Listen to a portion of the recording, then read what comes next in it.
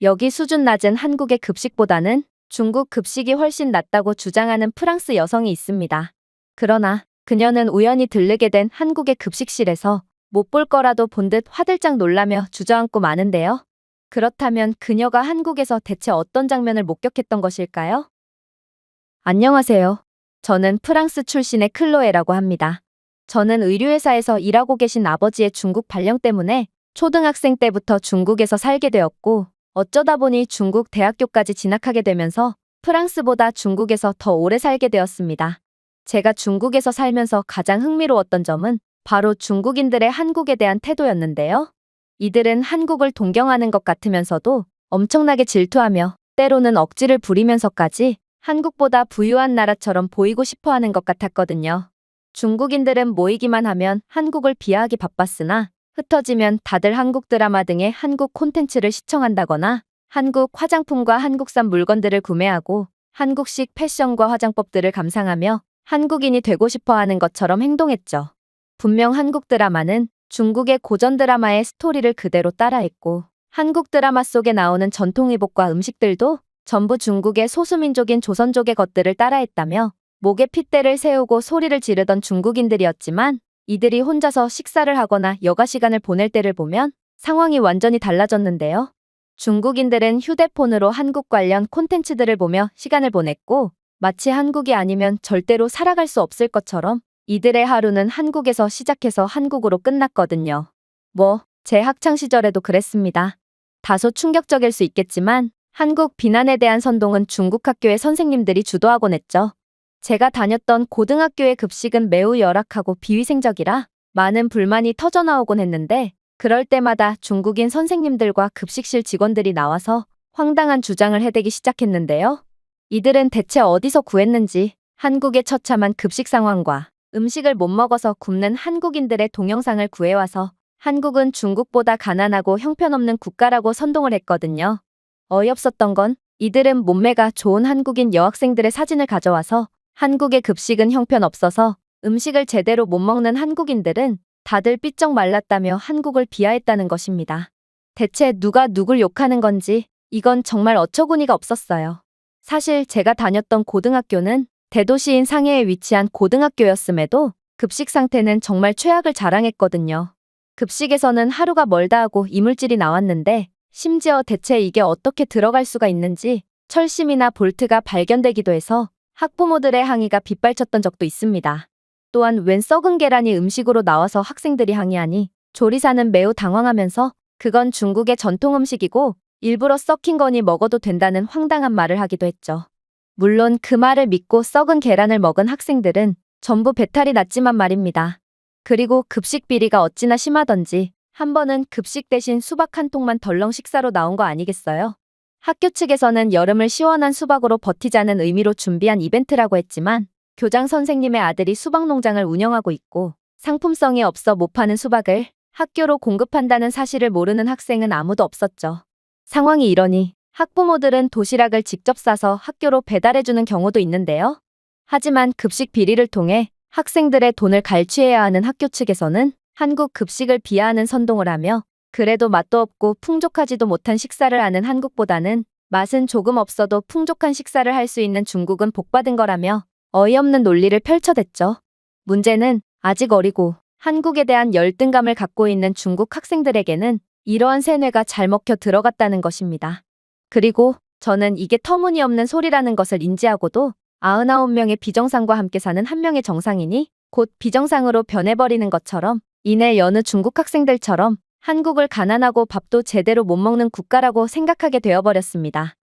중국인 선생님들은 한국 여학생들은 밥도 제대로 못 먹어서 삐쩍 말랐다고 하는데, 마찬가지로 형편없는 식사를 하는 중국 여학생들에겐 도저히 한국 여학생들과 같은 각선미가 전혀 안 보여서 이상하기도 했지만, 그래도 저는 대학교에 들어간다면 상황이 조금 나아질 거라고 생각했어요. 인터넷 커뮤니티에서 본 한국 급식과 중국 급식을 비교하는 사진에서는 중국 급식이 엄청나게 푸짐하게 나왔기 때문인데요. 아무래도 제가 중국에서 초중고를 거치면서 풍족한 급식은 단 한 번도 보지 못했으니 이건 대학교의 학식이겠거니 싶었거든요. 그러나 저는 그렇게 진학한 중국 대학교에서 곧바로 경악을 금치 못하고 말았습니다. 그리고 그동안 한국을 내려치고 중국을 올려치는 인터넷상의 사진들이 진짜는 맞나 싶은 의구심이 들었죠.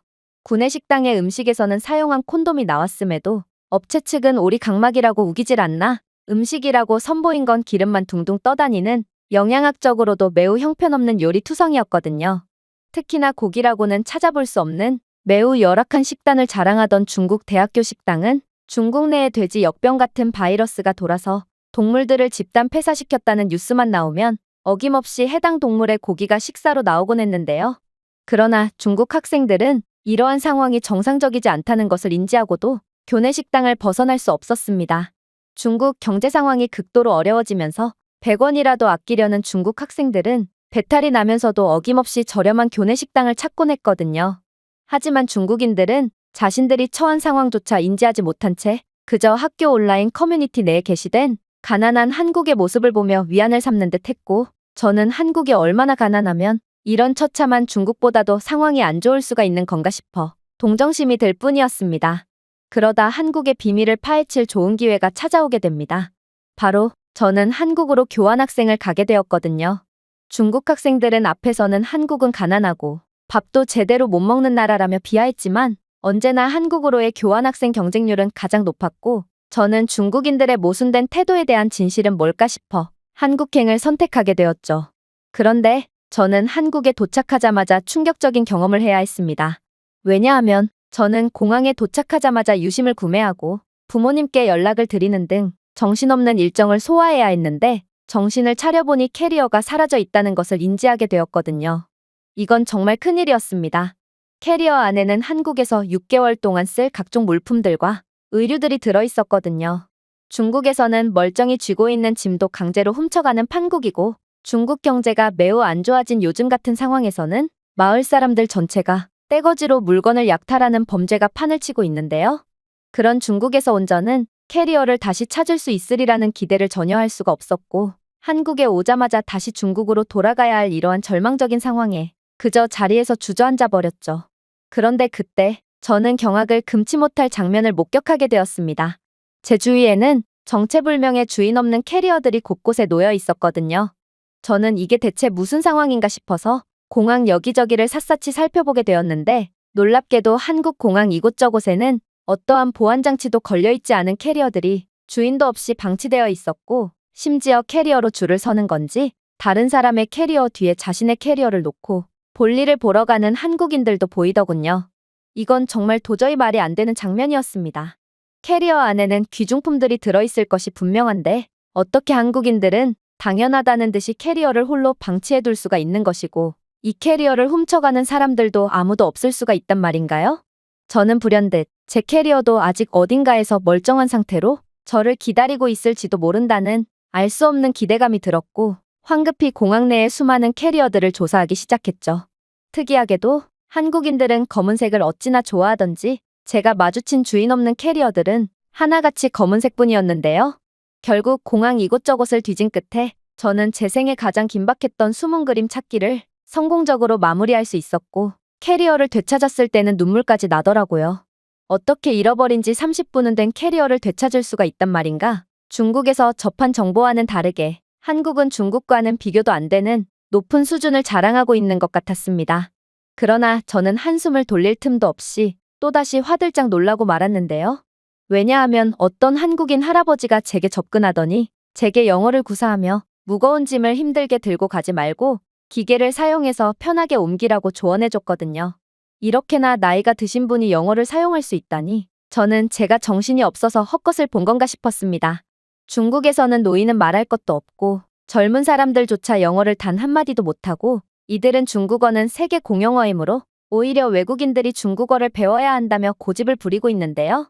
하지만 한국인들은 나이가 많건 적건 새로운 것을 배우는 것에 대한 두려움이 전혀 없는지 제게 엄청나게 존경스러운 모습을 보여주더라고요. 심지어 한국인 할아버지는 저를 위해 능숙한 솜씨로 공항의 짐꾼 로봇을 조작해 주셨고, 덕분에 저는 매우 편하게 공항을 빠져나갈 수 있었습니다. 저는 어안이 벙벙해진 채 제가 다닐 학교에 도착했고 이내 기숙사에 들어가게 되었습니다. 한국의 기숙사는 정말 놀라웠어요. 사실 저는 중국에서 한국의 학생들은 관짝 같은 좁은 방에서 여럿이서 모여 산다는 글을 본 적이 있는데요. 그러나 실상은 한국 기숙사는 마치 자취방을 연상케 하는 널찍한 개인 공간이 보장되어 있었고 대부분의 공용시설들이 훼손이나 도난 없이 깔끔하게 유지되고 있더라고요. 가장 충격적이었던 건 한국인 학생들은 고가의 전자기기들을 기숙사 방에 놔두고도 문단속을 제대로 하지 않았다는 것입니다. 이들은 도둑 걱정을 전혀 하고 있지 않은 것처럼 어쩔 때는 본가를 다녀오느라 며칠을 기숙사를 비움에도 문을 잠그지 않고 가는 학생들도 있었죠. 이건 중국과는 완전히 다른 상황이었는데요.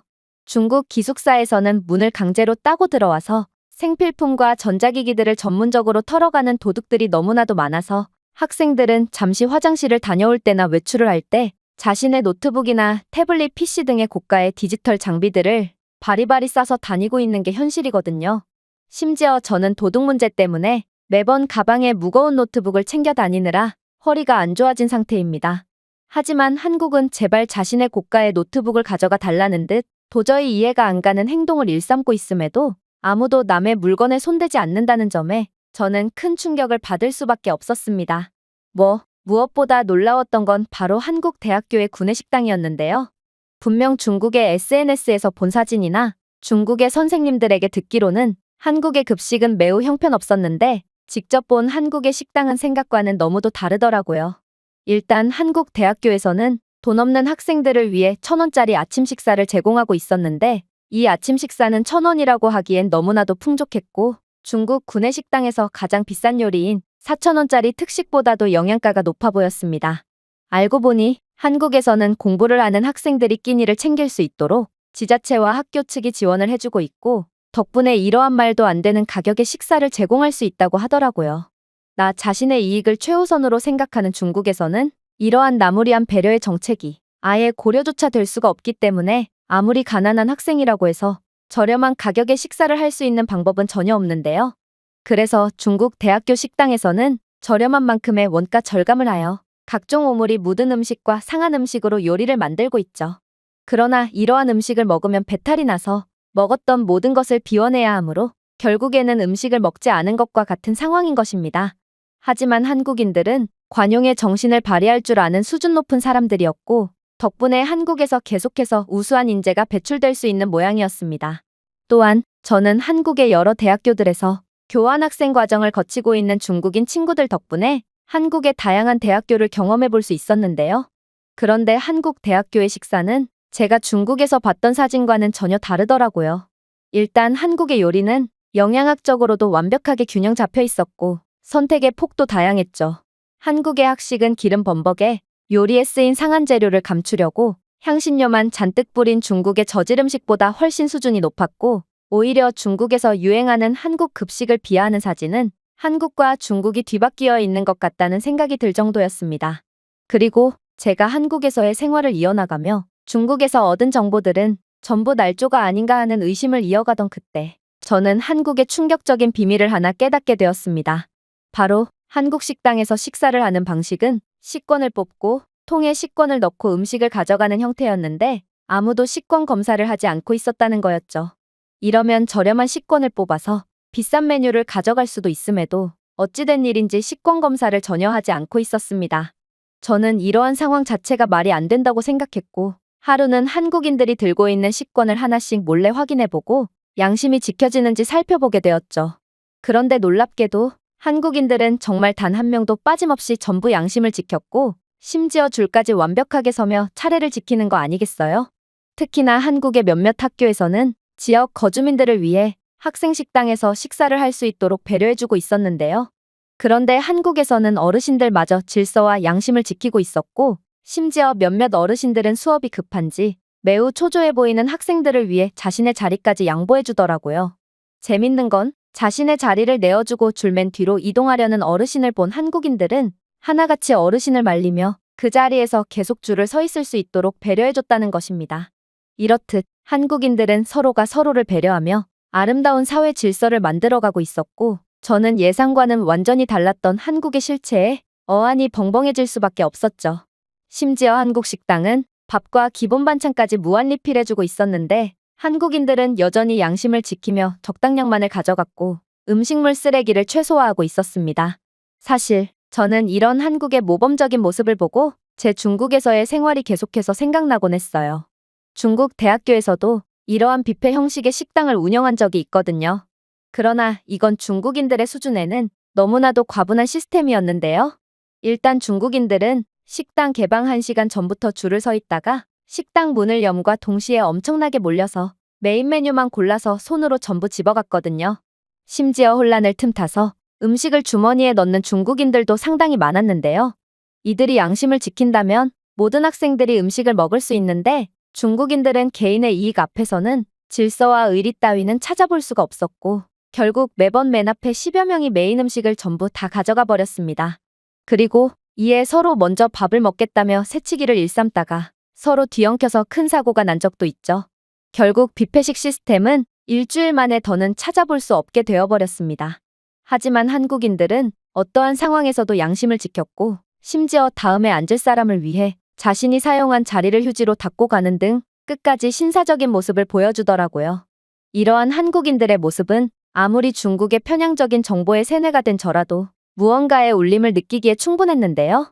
중국은 한국 같은 모범적인 모습을 보여주기는커녕 중국의 경제 상황이 어려워지면서 밥 먹을 돈조차 없는 중국인들은 새벽마다 식당 주방에 몰래 침입해서 음식을 털어가곤 하거든요. 그리고 충격적이게도 중국 급식업체 측에서는 이러한 음식 도둑을 잡겠다고 급식실 곳곳에 야생동물 포획용 덫을 설치해놔서 큰 논란이 일기도 했습니다. 한국도 전 세계적인 불황 때문에 경제 상황이 낙관적이지만은 않을 텐데 이러한 위기에 보여준 모습은 완전히 정반대였던 것이죠. 그렇게 저는 점점 중국의 세뇌에서 벗어나게 되었고 이내 중국 커뮤니티를 떠돌고 있는 한국의 가난한 모습의 정체까지 알게 됩니다. 그건 바로 중국인들이 날조를 했던 것인데요. 저는 중국어를 할 줄 안다는 이유로 중국인 유학생 무리에 강제로 합류하게 되었고 이들은 하나같이 모여서 한국을 음해하는 날조된 자료를 퍼뜨리고 있더라고요. 영업이 종료돼서 음식이 남지 않은 식당에 들어가서 한국은 가난해서 이것밖에 못 먹는다는 식의 글을 작성하고 중국인 유학생들이 거쳐간 식당 자리는 늘 더럽고 양념투성이가 되어 있는데 이런 사진을 찍고 이게 한국 청결의 실태라는 글을 작성한 것입니다. 이들은 자신들의 팔로워 숫자를 늘리기 위해 이런 수준 낮은 행동을 일삼고 있었는데 저는 모든 진실을 알게 된 이후 중국인이라면 학을 떼게 되고 한국으로의 국제 편입까지 알아보고 있을 정도로 중국을 혐오하게 되었습니다. 얼마나 중국에 자랑할 게 없으면 이런 아름다운 나라를 음해하려고 할까요? 제가 준비해온 내용은 여기까지입니다. 끝까지 시청해주셔서 진심으로 감사드리며 여러분들의 구독과 좋아요, 알림 설정은 영상 제작에 큰 힘이 됩니다. 이상 세모튜브였습니다.